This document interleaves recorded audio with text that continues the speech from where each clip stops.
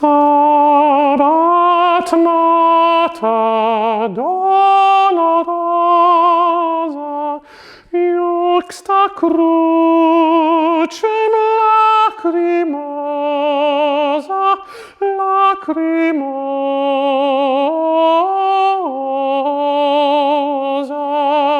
dum pendebat filios.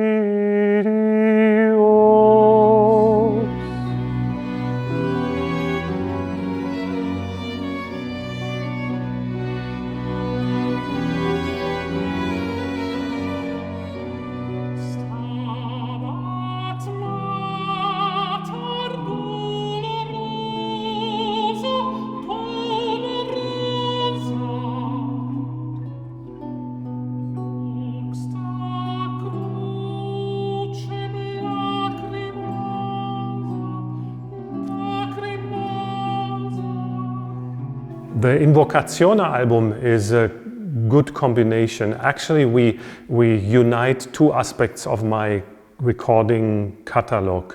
We have the previously unrecorded repertoire. Most people will have never heard. Then we combine it with Vivaldi's Stabat Mater. So we have something for the musicologists in the audience and some for the people who are happy to hear an old friend in a new clothes. I think it's about 20 years ago when a friend, a producer, suggested that I should work together with this Italian Baroque orchestra, Accademia Bizantina. And we had a test concert at the Bonn Festival just to see how the chemistry between me and the orchestra would be. And it was very clear to me, and I think also to the orchestra, that it was an excellent combination. And ever since, we've played plenty of concerts together. They are my favorite Baroque orchestra, and we developed an understanding about musical ideas that is almost telepathic. I knew about the oratorios that had a biblical subject.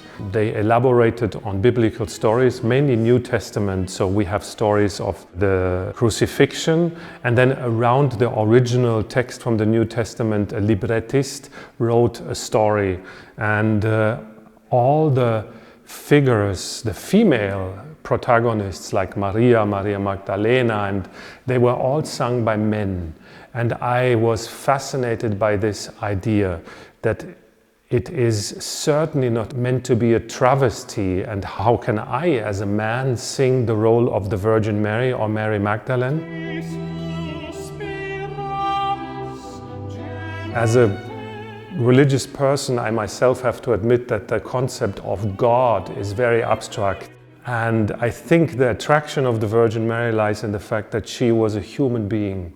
She was the mother of Jesus, and she is a figure of identification. So if we listen to the Stabat Mater, which is about the mother crying or mourning for her son that has been killed, it's a universal story, and it makes God and Jesus in a way more accessible.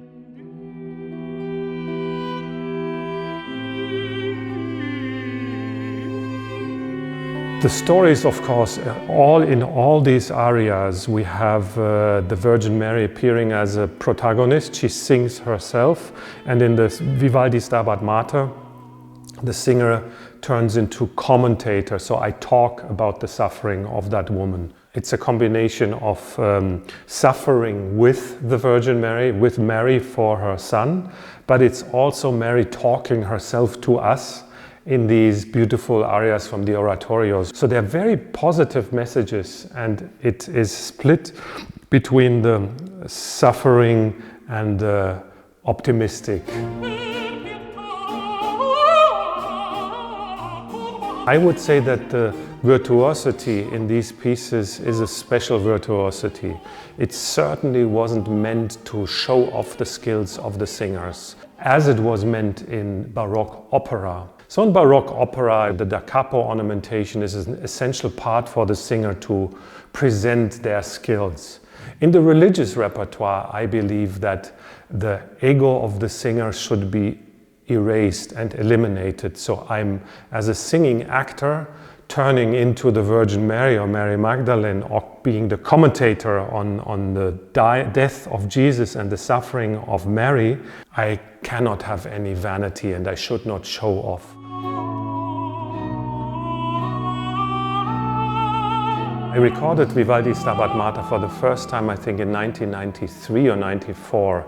I have changed a lot. I'm 55 years now old compared to 25 or 27. And I always thought, one day I want to record this piece again, because I have gained so much more knowledge about it and I am such a different person to sing this. Also, the tessitura of my voice is lower now. I can sing the low parts much easier. For me, there's no doubt that I needed to record this again.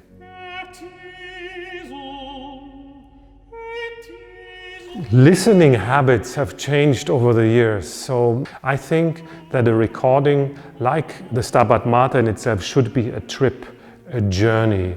So ideally, you should sit in a quiet room with a good headphone or a good pair of loudspeakers, dim down the lights and listen to the recording from beginning till end. I think it will take you on a journey and it will be great comfort in difficult times.